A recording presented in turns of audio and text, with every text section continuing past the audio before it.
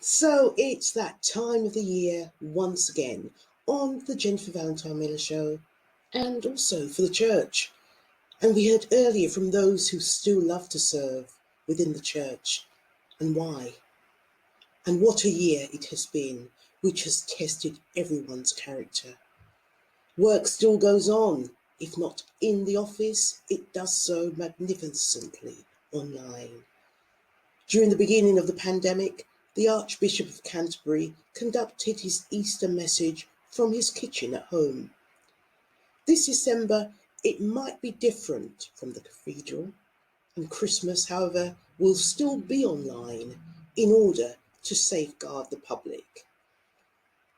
It is because of Jesus' work to establish the church and his actions and purpose of the church today why it is hard to talk about present-day followers without talking about the church.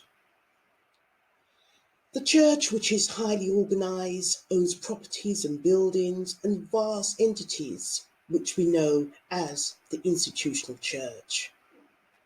Jesus used kingdom rather than church to describe the object of his mission because he was proclaiming the good news of God's kingdom.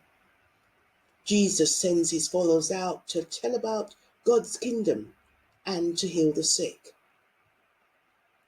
Jesus uses the name the church in a central purpose, such as an army or battle, citizens for political proceedings, or the faithful for religious services.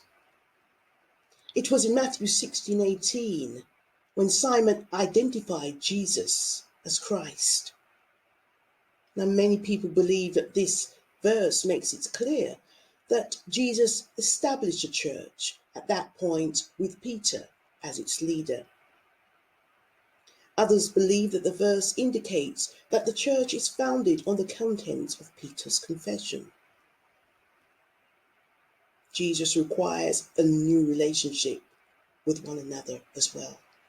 And in Matthew 18:15-17, there is an example of how members of the new community should deal with conflict within the church. Conflict should only become public if the private attempts of reconciliation are exhausted. And it's in the book of Acts that the church takes on an institutional status. Its author, the Apostle Paul, speaks of the church as an organization that acts in concert, as in Acts 8:1-3. The church is persecuted together and prays together in Acts 12. The church has leaders who are called elders. And in 1 Timothy and in the book of Titus, Paul lays down specific qualifications for those who will serve in the leadership positions in the church.